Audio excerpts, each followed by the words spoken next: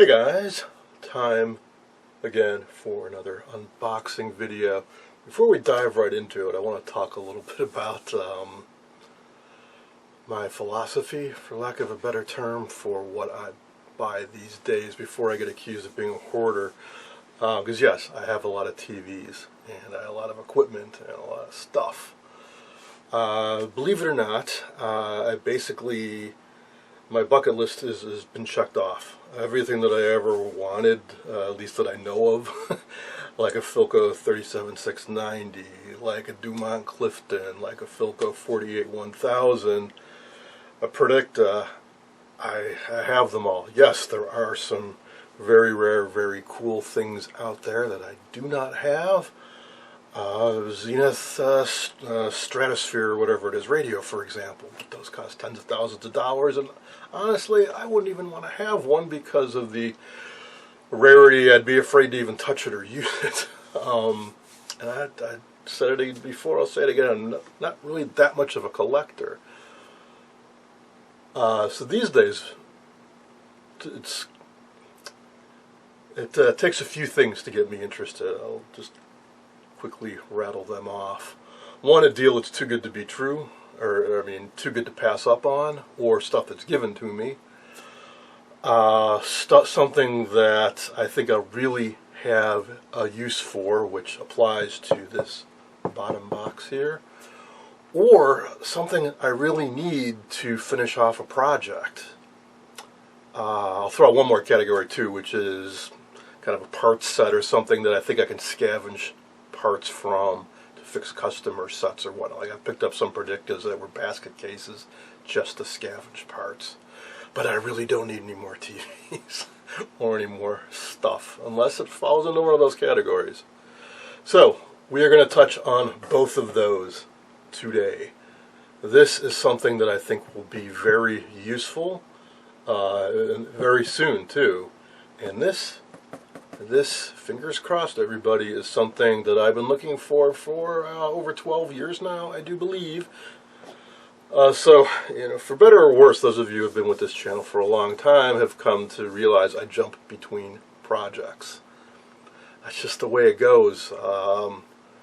I'm sure it can be very frustrating for you all, especially if you like to see a whole project done in one video.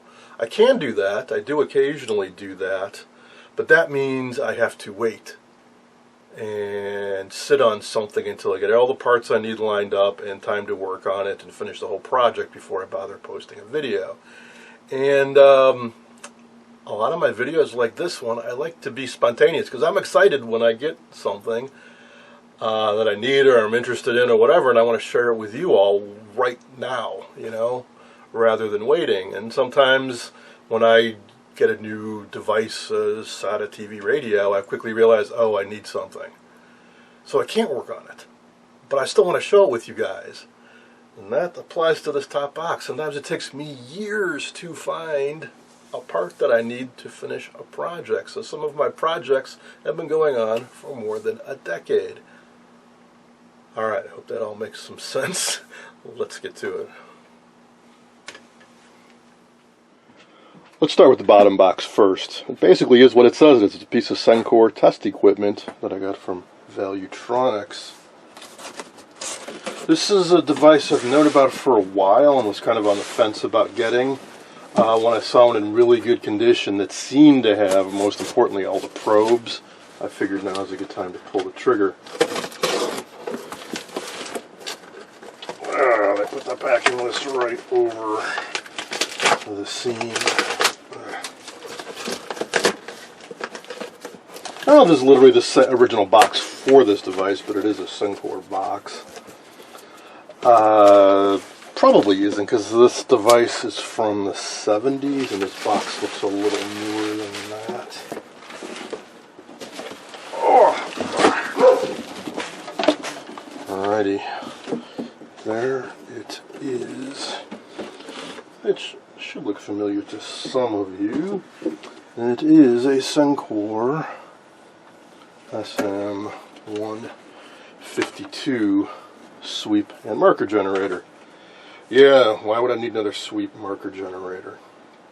Well, this device kind of falls into a nice niche where it can do newer and older stuff. It's similar to the B&K 415 in that it has built-in markers. You can have multiple markers controlled by these push buttons for common points of interest, frequencies of interest for 44 megahertz IF TVs.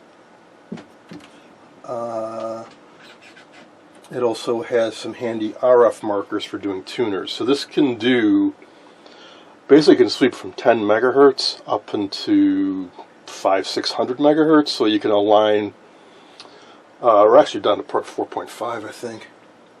So you can do the FM sound alignment to 10 point, no, sorry, not 10.7, 4.5, I mean, for a TV.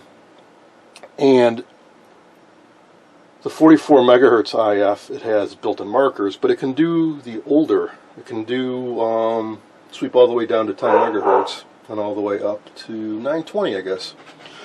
So it can do the sound, it can do the IF, both on new and old, and it can do the tuners up into the UHF range. The built-in markers are just for the newer TVs, the 44 megahertz. The older ones, it can sweep, but you don't get built-in crystal markers. But that's okay. So the other devices I have, like the 415, also has multiple markers, but it only does 44 megahertz IF. And I have other devices that will do the older IF, again with no markers, but won't do the newer IF. Or won't do UHF, or some of the other features this has. So this pretty well covers everything. I do apologize. My sister's dog going nuts, as she often does. I believe they are picking her up today. They had car trouble, so I don't know. This came from Valuetronics, which is a reseller of test equipment. They buy and sell test equipment. So I expect it's working, or visually I can see it's in pretty good condition. I don't have a manual for it, but I think I can suss out how it works. I figured when you do change the range that this changes, which is cool. And then you turn this knob, that's good. So this is just the variable IF range where you can go from 10, and notice they have key frequencies marked 10.7, 23.75, and what was that, 45.75. Those are key frequencies when you're aligning TVs, or FM radio for that matter. 10.7 is a common sound IF for FM. And 25.75 is a key point for the older IFs, and 44.75. 45.75 for the newer IFs. So that's cool. Both that you got this nice big, easy to read strip, but also that they highlighted key points. We'll have to see how accurate that is. And then you can get into the higher frequencies, and they mark the channels here, channels 2, 3, 4, and up into the UHF. Cool. This mechanism works quite well. According to radiomuseum.org, I think this came out in the early 70s. I'm not sure how long they made it. Should be all solid state, which is another thing I kind of like about it. Don't have to let it warm up or calibrate it or anything. I've had a standing search on eBay for some time for sweep generators, and I've been surprised at how many there are. Like I knew about the B&Ks, I knew about Sencore, ICO 369's a classic one, Heathkit, I believe, made one. But there are some obscure ones from brands I never heard of before, but all seem to be devoted to TV in various forms. I've been a little wary of getting those, because some of them look really complicated, and I don't know how difficult it might be to... Wow. Sorry if I seem distracted, because I am very distracted right now. Some of those more obscure devices, looks like they can do amazing stuff, but it's really hard to find info about them, and service info or parts might be really hard to get, so I kind of want to stick with something mainstream, so again, this fits into it. What I was surprised by is, I was just searching last night for the manual for this, which apparently is not freely available online. But somebody did say, hey, there was an article back in the day, 1970, in an Electronics Servicing magazine, February 1970. And I was just reading this article online just a few hours ago. The seller printed it out and included it with this, which is very thoughtful of them. This is a fantastic publication. People ask me, how do I know what I know? Part of the reason is from reading publications like this, and I should spend a lot more time. I hadn't looked at one of these in a while. It's a magazine from back in the day that was devoted just to servicing TVs and radios. So every issue is packed full of tips and tricks and reviews and ads for this. So this was a new device in 1970. They got their hands on it and they put it through its paces in this article. So it's not a manual, but they describe all the functions and how to use the thing. So it's almost as good as a manual. Let's see, there's a bit of newspaper in here. Oh, I think that was just for packing, I assume. It's the one ads for Central Wisconsin, 2021. Alrighty. Well, let us take a look at the cables. So this is one of them. And I think this is the most, well, let's see. This is the output. So depending on whether you're clipping into the IF or the balanced antenna inputs and whatnot, you hook up these clips. What I really hope I have is the other end. And yes, it is the detector. That's really key. So you got to hook this up to a scope. You can't just use it by itself. You need to have a scope in XY mode, and this will drive. You see the scope connection down here. Scope, vertical, horizontal. There are RCA jacks. That's not ideal. BNC would be a lot better. But when we're dealing with hundreds and hundreds of megahertz, your typical serviceman's scope couldn't go that high. But you don't look at the frequency directly. You use a detector and you look at the envelope. So that's what this probe has inside of it. There's even a little diagram on it showing that it has a diode inside. So you get your RF coming in and it detects it and filters it, and you look at that. So that is fantastic. I don't know why they used RCA jacks on all this stuff, but they did. Detector in, so that would go down here. If I feel really ambitious, if this device really works well and I really like it, I may go ahead and replace these all with BNC. It looks like the external marker in is an F connector, as I believe is the RF out. And this little connector was silver plated and it's on there pretty solidly, so I'm just going to leave it for now. And we've got some extras. It looks like we have two of the, or no, sorry, that's the output probe. I'm confusing myself here. There's so much stuff. This is IF link detector used for IF link alignment only. This is where the manual would come in handy because I'm not entirely sure what they mean by that. I think this is just a generic, just RCA to 2 clips.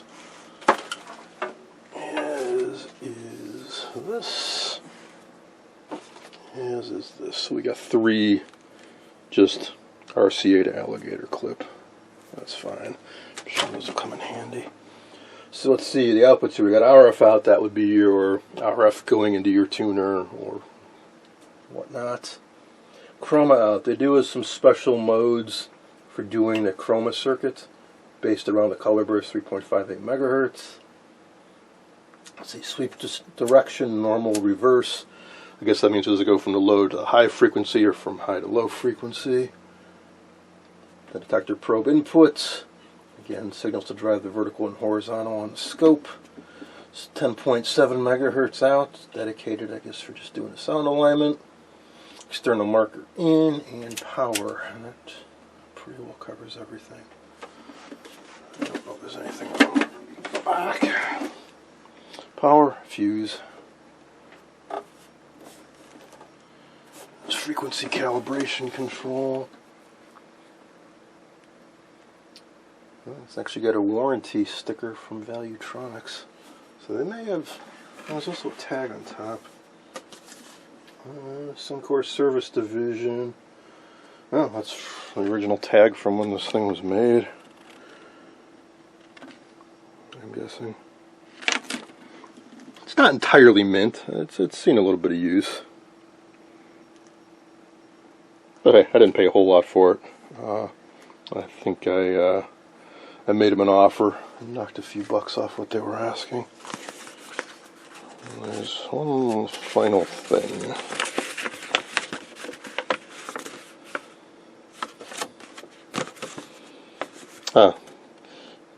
It has to do with that link detector probe. It's used to align the link section of the TV receiver. I'm not familiar with that term. I've never heard of a link to do with TVs, so I'm guessing that was maybe a term that came into use a little bit later with later sets. There's a lot going on inside that thing. 4 germanium detector diodes inside of that.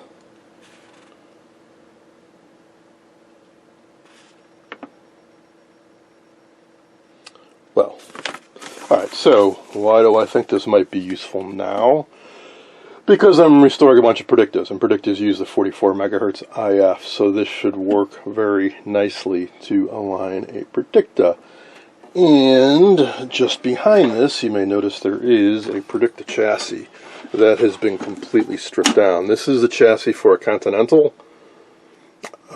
possibly the rarest and most valuable of the predictors. It's a bit of a mess, as you'll see in an upcoming Predictapalooza video. I think I should go over it.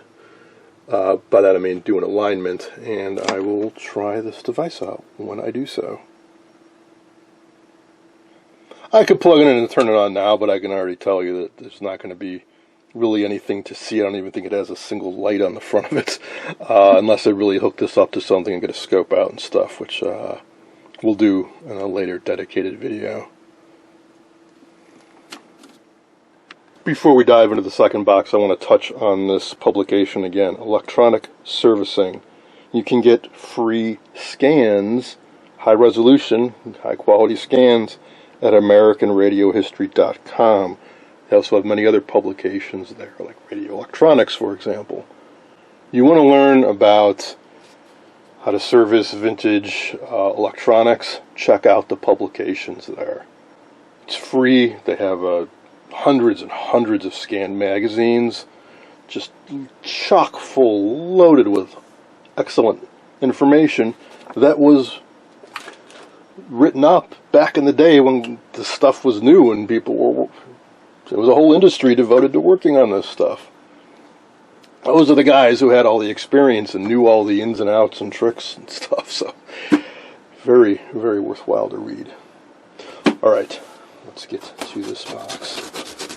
So I'll just get to it. So this is a speaker for an RCA 222 radio from 1932-ish, 31, 32, 33, somewhere in there. That radio has been quite a journey for me. I've done a few videos on it over the years. When I first got the radio, it was cheap. It was in a nearby suburb. But there were some issues I didn't realize at the time. I thought it looked pretty, and I went and got it. What I didn't realize was the legs had been cut off, which was a common thing to have happen. Radios in the 20s and early 30s had legs, typically. Radios from the early 30s on typically didn't have legs. A more modern Art Deco-y look, whereas the older radios had more of an Art Nouveau kind of furniture look, like a lot of them had turned kind of spindle legs. Well, a lot of folks, to modernize their 20s radio or early 30s radio, would chop the legs off. That's what happened to mine. And this radio is very deco looking. It has a special shelf built into the legs. It's a really key piece. And they were not simple turned legs. They were, well, complicated. It was also missing the speaker. I did a bunch of videos, I think. I guess going back 13 years or so. I speculated a lot on getting legs fabricated or substituted or doing something, and same with the speaker. Well, I did some TV restorations for a gentleman in the city, and we got to talking about that radio, and I had searches set up on eBay and would check Craigslist occasionally to see if another one would show up. It turns out it's a fairly uncommon radio. Well, somebody in, I believe it was Georgia, was selling just an empty cabinet for that radio. No chassis, no speaker, but it had the legs and it was in good shape. This gentleman I did TV work for had a sister that lived in that town. I think they were only asking $20 for it. So, long story short, she picked it up, she sent it to me, I have it. So I have an entire intact cabinet. Needs some gluing, needs some touch-up, but I have it. One piece I still didn't have after all these years was a speaker. And I couldn't find a good picture of one because there aren't that many of these around. Well, I had a search set up on eBay for over a decade for an RCA222 speaker. That's not exactly what this is. This is an RCA221 speaker. But I do believe they are identical, differing only in the cabinet styling. Based on a few blurry photos I could find, this looks like it is the correct speaker. And yeah, just as the photos online showed, it's in fantastic condition. It's crazy how hard it was, or how the lack of information on this radio. And I could not find a photo showing this side of the speaker. They were just some photo, often people take photos of a radio or a TV. They just show a picture of the front, because I figure that's all anybody cares about. I want to see the back. I want to see the insides. That's invaluable for people restoring stuff, because you want to know when you're missing things what the original back looked like, how was the original wiring harness done up, and so on. It's easy to find the picture of the front of something. Same with the chassis. There's even a movement, I think, on the Antique Radio forum asking people to please post photos of chassis, topside and even more importantly, underside, especially before they've done any work on it. Those reference photos are invaluable. Now, one thing that's I'm not sure about is this, which is the output transformer, I do believe. I think it's original. I'm pretty sure on my radio chassis, though, the output transformer is mounted on the radio chassis, and this doesn't need to be here at all. Even more amazingly than the speaker, and fingers crossed the field coil is intact, is he included a mounting hardware, which is a bit unusual and very specific to this radio. It has this plate and these bent pieces of metal with a nut on the other end. It'd be a hard thing to fabricate based on a blurry photo that barely showed any details. So that's why I was surprised, shocked, and grateful that I was able to get this. As far as what happened to the radio this came out of, I don't know. Occasionally people part stuff out. Maybe the cabinetry was too far gone to restore, or, hey, occasionally people looking to make money part something out. It's just a fact of the restoration world. You want to get parts, sometimes the only way to get them is out of another device. Now, I would love to mount this in the cabinet of the radio, but it's kind of buried, so it's going to take me a little while to dig out. But I think that would be a good way to end this video, is to see this actually mounted inside the cabinet. Let's check for some continuity too. I'm not sure what all's under here, but it looks like there used to be nuts. Oh, that's a handy little thing. So there's a splice in here with some ancient cloth-based electrical tape. That's going right to the voice coil, as is this side, which is also spliced. Some curly Q wiring going up here to this guy. Well, this does kind of look like it's maybe a little bit newer than the speaker, so that might not be original. Like I said, I don't think I need it on mine, so I'll probably just be removing that entirely. And it's nice to have this terminal strip so I can wire mine just into that.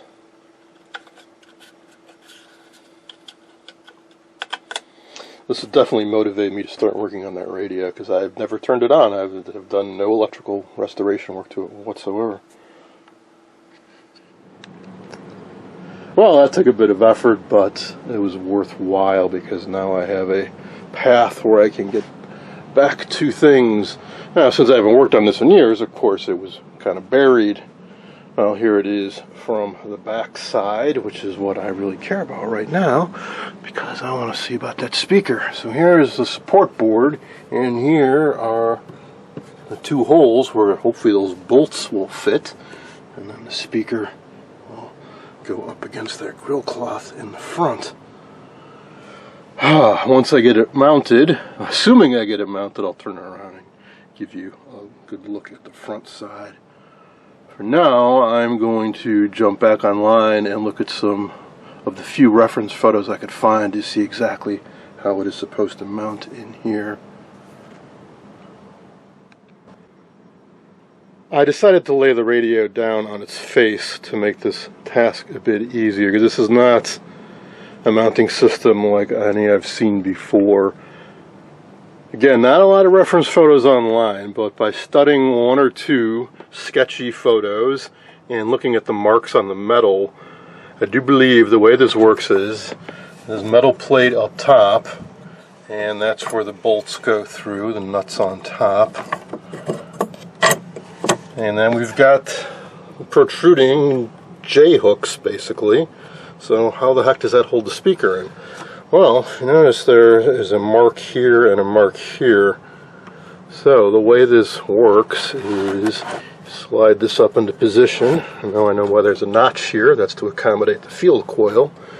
And you swing these around,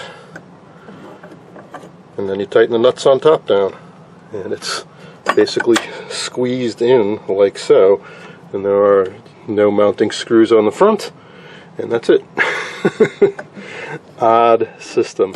Some of the photos I've seen online, probably from this being taken out and put back in, it's not done like this. So one of them has the piece of metal on this side, or it just looks wrong. I'm not entirely sure, speaking of this piece of metal, if this bent piece should be here or on the other side or in some other configuration.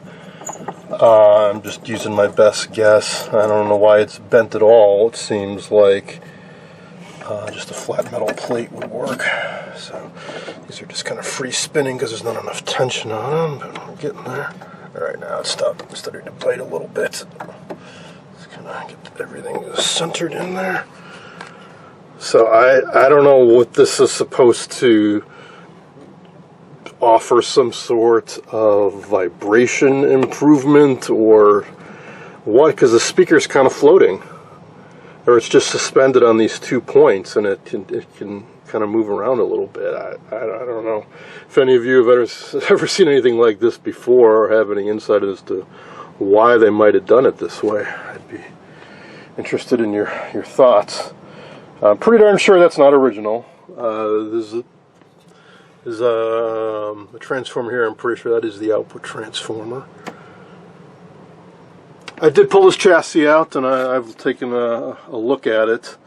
Haven't worked on a whole lot of RCA stuff. I have not worked on this chassis before, so it's a bit different for me. I'm more familiar with Philcos and Stromberg Carlsons and a few others, but not so much RCA.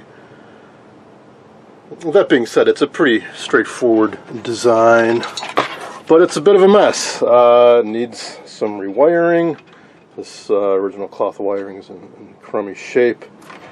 But hey, we have all the key pieces. Let's see, I presume that notch is for the speakers, and oh yeah, there's little spade terminals on the end. And probably hook into these.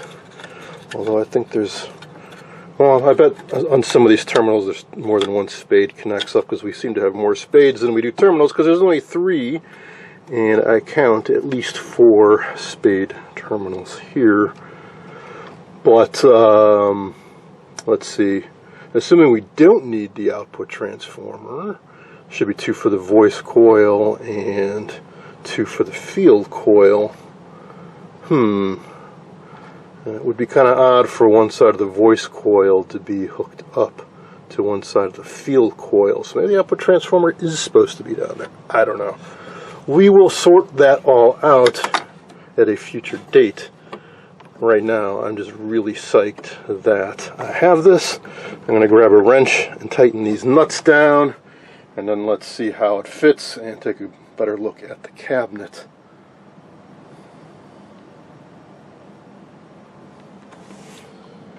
Alrighty, I've got it tightened down a bit. Before I tip this up, let's take a look at the cabinet from this angle for a moment.